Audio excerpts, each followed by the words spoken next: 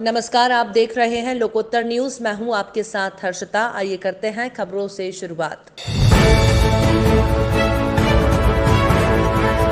दिल्ली में चल रहे किसान आंदोलन के समर्थन में जिला कांग्रेस अध्यक्ष नाहर सिंह यादव के नेतृत्व में कांग्रेस ने सेवड़ा के 11 मंगरोल स्टेट हाईवे पर 2 घंटे तक चक्का जाम कर कृषि बिलों के खिलाफ विरोध प्रदर्शन किया। आंदोलन में पंजाब सिंह यादव, नारायण सिंह, बौद्ध बाबू, ब्लॉक अध्यक्ष जनवेद सिंह कुशवाहा, संजू दांगी, मुमताज खान, अपर बल साहनी, जयवेंद्र सिंह, ऊधम सिंह बाबा, नागिल, रमेश शर्मा, धीरज गांधी, मनमोहन दीक्षित, सुरेंद्र सिंह चौधरी, देशराज कुशवाहा, रईस खान, राम सेवक यादव, राम कुमार कुशवाहा, बादशाह खान, कैलाश कुशवाहा, डिरोली पार, महेंद्र सिंह प्रजापति, भाव सिंह कुशवाहा 11, धन सिंह कुशवाहा राजपुर, विनोद कुशवाहा बघाबली, रमेश कुशवाहा गुमानपुरा, राजाराम कुशवाहा अमरा, केशव पटेल 11, अलबेल सिंह, नेतराम सिंह, कुंदन सिंह, रामनिवास, संजन्य कुशवाहा आदि शामिल हुए। ट्रक का बना लेना भैया, ट्रक जिंदाबाद जिंदाबाद जिंदाबाद जिंदाबाद। जब तक दुखी किसान रहेगा धरती पर तूफान रहेगा। जब तक दुखी किसान रहेगा धरती पर तूफान रहेगा। किसान एकता जिंदाबाद जिंदाबाद जिंदाबाद। किसान एकता जिंदाबाद जिंदाबाद। कृषि कानूनों के विरोध में आंदोलन कर रहे किसानों ने शनिवार को मध्य प्रदेश में चक्का जाम किया। इंदौर, जबलपुर, उज्जैन में आंदोलन की औपचारिकता निभाते नजर आए। उज्जैन में चक्का जाम के दौरान सड़क पर ही चूल्हा बनाकर रोटी बनाई और 1.5 घंटे में आंदोलन समाप्त कर दिया। जबलपुर में 1:30 बजे एसडीएम को ज्ञापन सौंपकर आंदोलन समाप्त कर दिया गया। ग्वालियर में 2 जगहों पर हाईवे जाम किया। हालांकि जाम के दौरान एम्बुलेंस और स्कूल बस जैसी जरूरी सेवाओं को छूट दी गई थी। वहीं भोपाल में शहर के हाईवे पर कांग्रेस कार्यकर्ताओं ने प्रदर्शन किया। कांग्रेस कार्यकर्ता सड़क पर लेट गए और वाहनों को रोका। प्रदर्शन में विधायक पीसी शर्मा और कैलाश मिश्रा सहित कई कार्यकर्ता मौजूद रहे। किसान नेताओं का भी कहना है कि सभी प्रमुख और बड़े किसान नेता शहर से बाहर हैं। वे खाते गांव में महापंचायत कर रहे हैं। ऐसे में राजधानी में प्रदर्शन का नेतृत्व करने के लिए कोई बड़ा नेता नहीं है, इसलिए यहां पर चक्का जाम या बड़ा प्रदर्शन नहीं हुआ। दमोह के जबेरा क्षेत्र सिंगौरगढ़ को एक पहाड़ी इलाके के नाम से जाना जाता है, जो एक बड़े तालाब के कोने पर स्थित था। तालाब चारों ओर से गोलाकार पर्वत श्रृंखला से घिरा हुआ था, जिसका निकास वंशीपुर टापू से था, जिसके निशान वंशीपुर टापू पर बनी सीढ़ी नुमा आकृति के रूप में मिलते हैं। दरअसल वंशीपुर में हजारों फीट की ऊंचाई पर टापू पर प्राचीन मड़िया है, जिसमें विराजमान हनुमान जी के चमत्कारों से वंशीपुर और क्षेत्रवासी अभिभूत हैं। बताया जाता है कि इस टापू के शिखर पर एक अति प्राचीन मड़िया है, जिसमें पर्वत धारण किए हनुमान जी की प्रतिमा है। ये प्रतिमा कितने समय से विराजमान है, इतिहासकार भी इस सच्चाई को नहीं जानते। न ही किसी भी इतिहास के पन्नों पर संकट मोचन प्रतिमा का उल्लेख है। लेकिन 15वीं शताब्दी के पूर्व भी यहाँ पर गौंड राजा संग्राम शाह, उनके पुत्र दलपत शाह और उनकी पत्नी वीरांगना रानी दुर्गावती अपने राजपाट की रक्षा की मंगल कामना के साथ यहाँ पर पूजन करने के लिए आती थी और गोलाकार पर्वत श्रृंखला से घिरे राजपाट की निगरानी के लिए ये वंशीपुर टापू राजपाट के आखिरी छोर निकास पर स्थित था। अनुज वाजपेयी बताते हैं कि 1952 मड़िया निर्माण के शिलालेख है, लेकिन मड़िया से मंदिर निर्माण के बाद सैकड़ों बार आसमान से गिरी बिजली से नवीन निर्माण क्षतिग्रस्त हो जाता था और ये प्रक्रिया सैकड़ों बार मड़िया से मंदिर निर्माण के बाद बिजली गिरने की चलती रही और मड़िया से मंदिर नहीं बन पाया।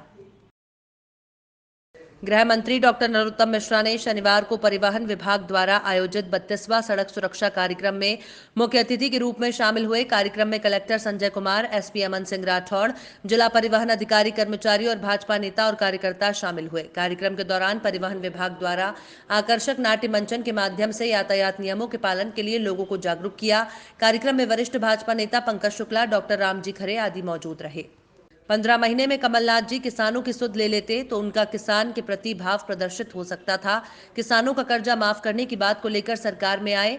राहुल गांधी ने कहा था कि हम कर्ज माफ कर देंगे, लेकिन 15 महीने में एक भी किसान का 2 लाख का कर्जा माफ नहीं हुआ। बीजेपी की सरकार शिवराज सिंह चौहान के नेतृत्व में देश और प्रदेश में किसानों के हित की बात की है। मध्य प्रदेश पहला राज्य बना जहां बिना ब्याज के किसानों को ऋण उपलब्ध कराया। हर स्थान पर किसान भाजपा के साथ है। हम किसानों के साथ वार्तालाप कर रहे हैं। किसान भी वार्तालाप के लिए तैयार है। कांग्रेस बेगानी शादी में अब्दुल्ला दीवाना जैसी कहावत को चरितार्थ कर रही है। सारंग ने रॉबर्ट वाड्रा और कमलनाथ पर भी तंज कसा। सारंग बोले कि कमलनाथ ने कई किसानों की जमीन का अधिग्रहण किया। प्रियंका दीदी के पति रॉबर्ट वाड्रा ने हरियाणा में किसानों की कई एकड़ जमीन पर कब्जा किया। वो कांग्रेस क्या किसानों को मुंह दिखाएगी, जो नेहरू से लेकर राहुल गांधी तक देश में नेहरू परिवार ने किसानों पर अत्याचार किया है। आज के आंदोलन में कमलनाथ जी रॉबर्ट वाड्रा को ये संदेश दें कि उन्होंने हरियाणा में जो किसानों की जमीन पर कब्जा किया है उसे छोड़ दें। मैं उन्हें खुली चुनौती देता हूं। हमारी सरकार का स्पष्ट मत है, हमारे यहाँ किसी भी तरह का माफिया काम नहीं कर सकता। ये कांग्रेस की सरकार नहीं है। कांग्रेस की सरकार में माफियागिरी चलती थी। मुख्यमंत्री निवास से लेकर और मध्य प्रदेश के ब्लॉक तक कांग्रेस के छुट भैया नेता माफियागिरी करते थे, चाहे वो भूमि माफिया हो, चाहे वो रेत माफिया हो, चाहे वो ड्रग माफिया हो। उसके पूरी तरह तार कमलनाथ जी के मुख्यमंत्री निवास से जुड़े हुए थे। हमारी सरकार ने आकर जब माफियाओं को पूरी तरह नेस्त नाबूद करने का संकल्प लिया है, तो ये तथाकथित माफिया कहीं कहीं पर इस तरह की स्थिति को पैदा कर रहे हैं, परंतु उन्हें बख्शा नहीं जाएगा। ये जो 2 घटनाएं आई हैं, ये कहीं ना कहीं माफिया के हतोत्साहन की परिणति है, क्योंकि जब सरकार का शिकंजा कसता है तो निश्चित रूप से छोटा मोटा रिएक्शन आता है।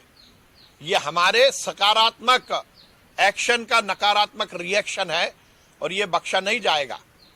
कांग्रेस के नेताओं को अपनी गिरेबान में झांक कर देखना चाहिए। वो कांग्रेस की सरकार जो 15 महीने मध्य प्रदेश में रही, उसमें मुख्यमंत्री निवास से जुड़े हुए लोगों के यहाँ ही आयकर के छापे पड़ गए। वो हमें क्या सलाह देंगे? पर मैं मुख्यमंत्री जी को बधाई देता हूं कि उनके नेतृत्व में पूरी तरह से मध्य प्रदेश में माफिया राज खत्म हो रहा है। राज्यसभा में राम मंदिर निर्माण में सभी अपने सक्षमता के अनुसार दान दे रहे हैं। इसी कड़ी में राम मंदिर निर्माण अभियान में मध्य प्रदेश के दमोह में एक बच्ची ने गुल्लक फोड़कर दान दिया। वर्तमान में श्री राम भरहलवय मंदिर निर्माण के लिए निधि समर्पण अभियान चलाया जा रहा है, जिसमें टोली घर घर जाकर धन एकत्रित कर रही है, जिसमें बच्चे भी अपनी भागीदारी दे रहे हैं। नगर के वार्ड 12 में रहने वाली ईश्मा सेन उम्र 5 वर्ष के घर जब टोली पहुंची तो बच्ची ने अपनी गुल्लक तोड़कर अपनी जोड़ी हुई राशि 115 रुपए राम मंदिर भवन निर्माण में दान दिए।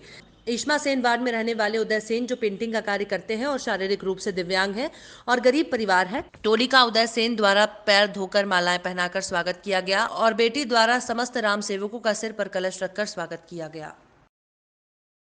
खबरों में फिलहाल इतना ही। आप देखते रहिए लोकोत्तर न्यूज।